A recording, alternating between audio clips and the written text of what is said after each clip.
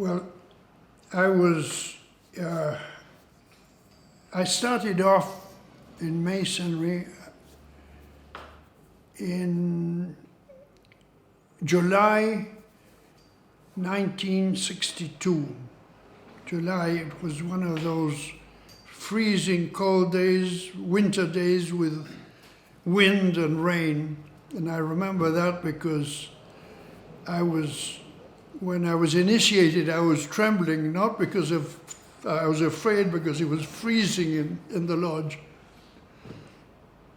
And I was initiated into Acacia Lodge, number 876, which eventually changed its name to Silver River Lodge. Acacia Lodge was started in 1862, and it was formed by a lot of managers, of people in high positions in the community. But in 1909, there were many members who couldn't keep up the social part of Acacia Lodge, many of the railway. So they requested opening a new lodge, which was called Silver River. The other was called Acacia 876, and Silver River was 3,389. And they worked in harmony. A lot of the members were members of both lodges. But in the British community started slowly decreasing, and it was very difficult to keep two English-speaking lodges working in Montevideo. So we decided to amalgamate. Now the question was the name. Acacia, there are a lot of acacias, but Silver River there is only one, and it's because of the Rio La Plata. So it was decided that Acacia would change its name, but not its number. So Acacia changed to Silver River Lodge number 876, and Silver River Lodge number 3,389 returned their warrant. And well, we've started off life, a new life, shall we say, very strongly. And now we've got a very, very nice and strong lodge. Why? Well, because my respect for my father, I knew that he was a Mason. I knew that my grandfather was a Mason, and I knew that my great-grandfather and great-uncle were Masons, so this is sort of more of family tradition. But I was approached when I was 21 if I'd like to join, and I wasn't ready then.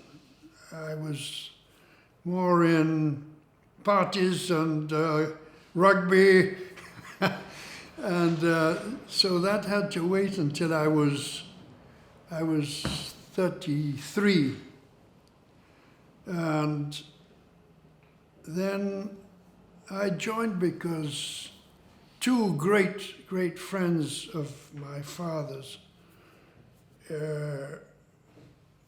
Stanley Bowles and Johnny Jones, asked me why I wasn't a Mason, and I thought, well, then that was the time to say, yes, I want to join. And I want to be part of Masonry, because I didn't know much about what Masonry was about, like most of us. But I knew that all my family had been Masons, and that was a good thing, so that was why I decided to join. How was the Silver River Temple at that time? Well, it was mostly as it is now. Mostly, except there's a new banner of Silver River Lodge number 876. The chairs, they must be from the original 156 years that the lodge has existed. The chairs, our carpet, that must be 150 odd years old. So everything was the same, except that in the ante room we didn't have this entrepiso, and there was no. Of course, now we have air conditioning. We had two of these electric stoves with what are they called? The rulers that just heated the legs of the person who was next to it, but didn't heat the whole temple. And that's why when I was initiated, it was freezing in there. And with the other temples, I don't remember because I was initiated here. What did surprise me was, well, I go back to when I was 12. When I was 12, we were invited as a family to a wedding of Captain Daniel's daughter. Captain Daniel's has written a lot of Masonic papers, and his photograph is on the wall here. And I remember it because it was the first time that I wore long trousers. And the party was in the annex of Holy Trinity Church. It's a big hall called the Lefon Hall, and when I entered, I saw some desks. The entrance was quite wide, and I saw some desks, which one of them is here, and I saw two pillars at each side of the doorway with globes on the top. And I thought, well, this is a funny thing to have in a church. And 30 years after, no, 20 years after, 21 years after, I saw them here in our temple. That's why the Acacia Lodge used to meet in that temple between the times that they left the Victoria Hall, which was a community hall, a very big, large hall, theater, and the annex was the Acacia Lodge. We've got some photographs here of it. And between the time that that was sold and this was bought, they met in the Lefon Hall. That's the hall beside the Holy Trinity Church. Well, the relationship with the district is fairly recent. It's only about 36 years, 35, 36 years that we have been members of the district. Prior to that, both Acacia Lodge 876 and Silver River 3,389 were independent lodges. They were under directly under London, and they reported directly to London. I think there were only about 12 independent lodges not under districts at that time. I think they're less, but they still exist.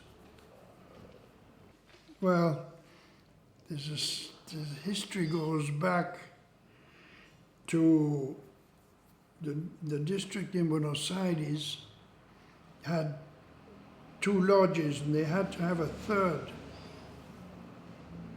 to form a district. And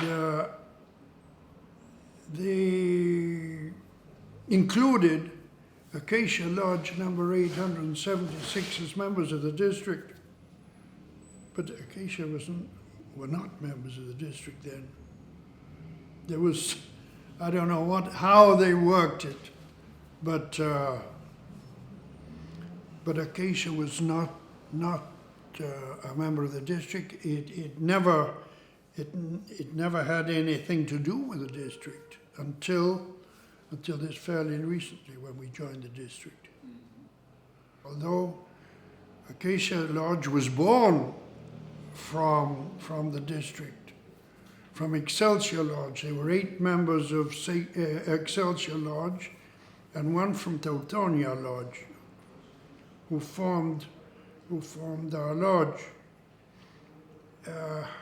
I don't know if they were residents in Argentina. The Teutonia Lodge, no doubt. But there are various names, like our first worshipful master, Poynton Lum, who was his son appears as in the British cemetery. He was buried there. So Poynton Lum, I would think, would be living in Montevideo then, and probably most of the members, the members who started the lodge were residents in Montevideo, and to be able to open a lodge, they must have joined Excelsior Lodge, and then that was the first step, and the next step was to open up the Acacia Lodge. That I suppose it worked that way. Well, various things have changed since my joining.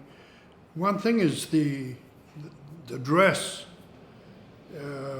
I remember when I was young, my father, it would seem once a week, would dress up in a dinner jacket, and I was wondering what sort of party was this that my father was going to. Then I found out that the meetings were held in dinner jackets.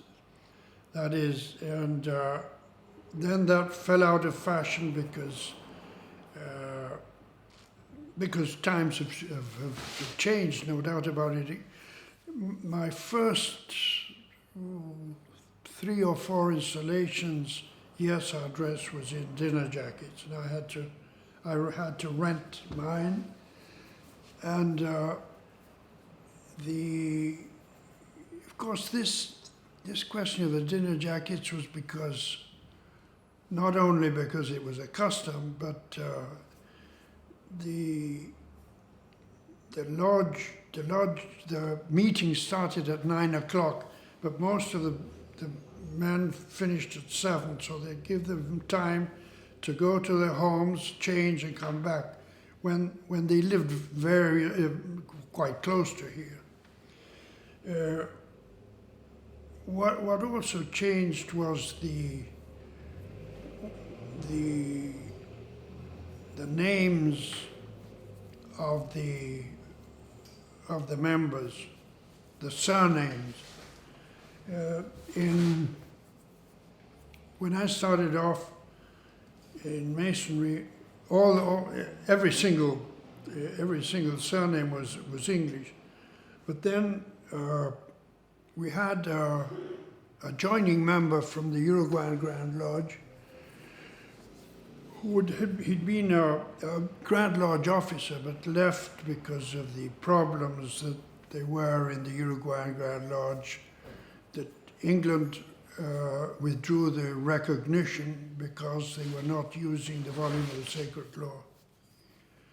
And this was Dr. Miquel Narancio, who, although being a Grand Officer in the Uruguayan Grand Lodge, he left and came here, and he started off as a tiler. And he finished up as worshipper master 2 years running. Now, that question has changed radically because most of our members are of Uruguayan origin, and they have they are the majority now. I'm talking about surnames, but they have joined. They have amalgamated with us. They have joined this English-speaking lodge, which we still speak and work in English, and all our papers are written in English, and they have joined us, and they have taken the responsibility of carrying on this lodge, and they're doing it wonderfully well. Well, my wife, coming from a very religious Catholic community, didn't think much about my joining. But however, she's had to recognize that I'm doing nothing wrong. My eldest son, who is in the Grand Lodge above now, he joined Masonry, but he was in the Uruguayan Grand Lodge in Logia Esperanza. He didn't join us because he was working hard and he didn't have time to memorize. He didn't have time to memorize the ritual. And he saw me working on these rituals Saturday and Sunday, and he wanted to become a Mason, but he didn't have time to do anything else. So he joined Esperanza Lodge. He was going. His intention was to come into Silver River Lodge until the Grand Lodge, the Grand Architect of the Universe, took him away. And my second son he's not too fond of it. He's got other things in his mind. But who is a member is my grandson, Jose Pedro Macadam. They call him Jope. And he's got a record I think in the Uruguay, because he's the 6th Mason in Montevideo, a family Mason in direct line, because it was my great-grandfather, my grandfather, my father, myself, in Acacia Lodge, and then my son was in Esperanza, and his nephew, the son of my other son, is in my lodge. So he's the 6th member in Uruguay, which I think that's quite a record. Apart from that, my family, it's here in Montevideo is very limited indeed, because my father didn't have any brothers or sisters, so I don't have any cousins or uncles, or I don't have any brothers either. So really, the relationship with the family And this lodge has nothing to do with it. There's nothing really to talk about. And Buenos Aires, of course, it's a huge family. But I don't think anyone is a Mason, because they were very Catholic Irish, or Irish Catholics, and I don't think they thought very much about Masonry itself. So the long lost cousins of mine in Buenos Aires, I don't think any of them members. Oh yes, there are many, many, many. The one who really impressed me was Alexander Lyon Grant. He was, his son was Alec Grant. You probably knew him.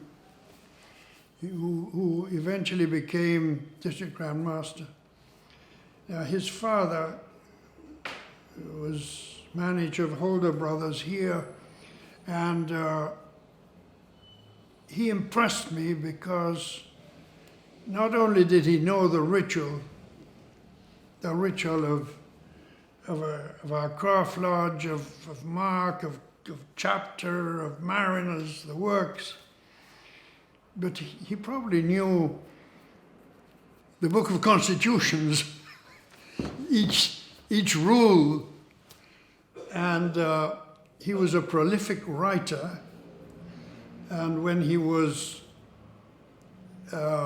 secretary of the Lodge of Instruction, the Lodge of Instruction historically has never had much correspondence. But when he was secretary, oh boy, there was any amount of correspondence. He marked me, and another who marked me was the worshipful master who initiated me. And he was a very quiet, intense person, and he was a lovely person, and I was very pleased that he would initiate me.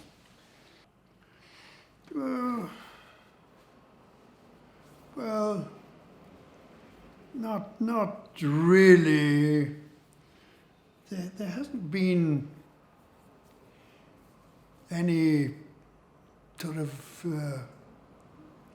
out of place things or jokes, or there was one member who was very jolly, and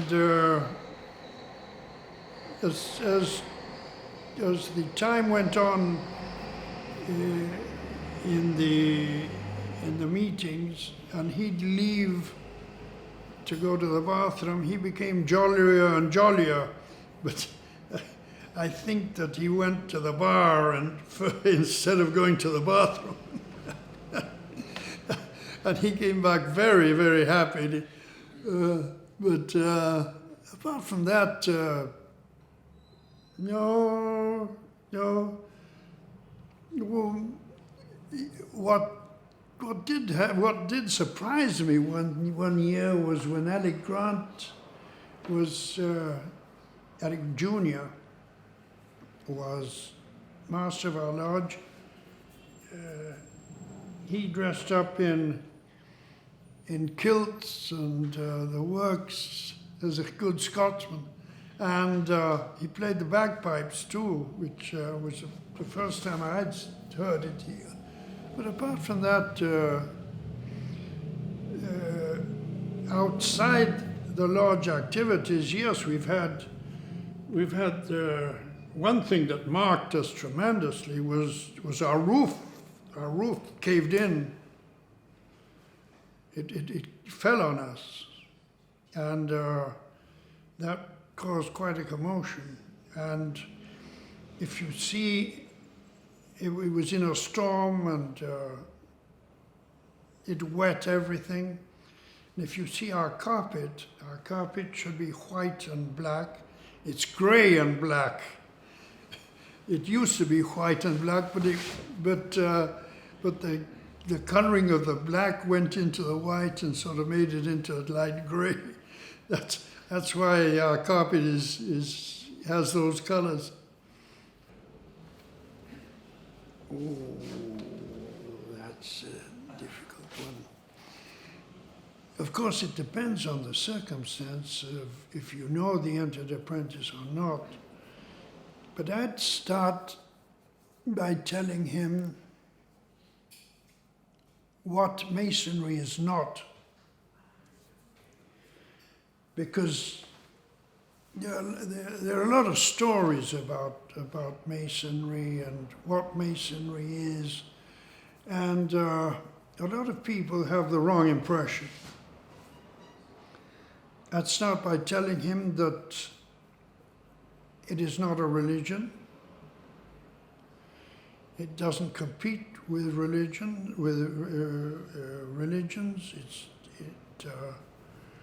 It has no dogma. However, to be a Mason, you have to have a belief in a superior being, which we call the great architect of the universe. You can be, you've got to be a believer, but you can be of any religion. We have all types of religions, and we have to make serious promises on what we call the volume of the sacred law, which is our Bible. But if you're a Jew, you can use a Pentateuch. If you are a Hindu, you can use I think it's called the Krishna something, and you can use any of the books which are of your religion. I'd also tell him that it is not a charity institution. However, most of our aims are charitable. They are Masonic schools, Masonic hospitals, Masonic homes for the aged. In England, for instance, Masonry is the second largest contributor to charity after the National Lottery. A lot of the lodges have their own charity drives, and they probably do a lot of work which is not known. And thirdly, I'd tell him that it is not an agency, a job-seeking agency. We enter here and we are taught that we're not going to get any benefit, material benefit out of being a member. And then I'd finish up by telling him that to be a Mason, to enter Masonry, you've got to be a good person. And Masonry, through the ceremonies that he's going to go through, he's going to, we think, be a better person. And therefore, we can put our little grain of sand to making a better world. Going back to religion, Masonry is the relationship between man, and religion is the relationship between man and God. I think that's what I'd tell him. He's not going to get any material benefit, but he's going to get a lot of benefits. Well, my wish for the district in the future would be that it would grow stronger. To go back to probably 50 or 60 years ago when there were so many lodges within the district. The district has lost lots of lodges because times have changed, people's habits have changed. People just probably don't live near the lodge, the lodges, and so this has changed the lives of people, and that's why there's been a drop in the amount of lodges. But I would wish that probably the district could open lodges not only where they have them, but in other cities, large cities, which Argentina has, not so much Chile or Uruguay. But as the saying goes, the more the merrier. That would be my wish for the district. Now, from the point of view of my lodge, we've grown from, when we amalgamated, we were must have been, I don't know, 17, 18, 20 members. We got down to that. We're 69 now. We're the largest lodge in the district. This has come about not because the community has grown, but because of our visits to the lodges, the Uruguayan lodges. They're not sporadic visits, they're nearly permanent visits. And we have great relations with them. In last year, when the 300th anniversary of the United Grand Lodge of England, we had various activities programmed with them, with the Uruguayan Grand Lodge. One was a radio program that we had 2 Wednesdays. The other was that we had a meeting in their grand temple with one of ours, the main speakers. Sorry, before that, we had a meeting here where all the grand officers of Uruguayan Grand Lodge came, and the speaker was one of them. We had a visit to the cemeteries, one to the British Cemetery where most of our members have visited there, and the other cemetery was the Museo when we were taken around by some of the Uruguayan members to show us various of the where some of the members were buried. We also met up in the Grand Lodge of Uruguay to see the video of the ceremony of the 300th anniversary.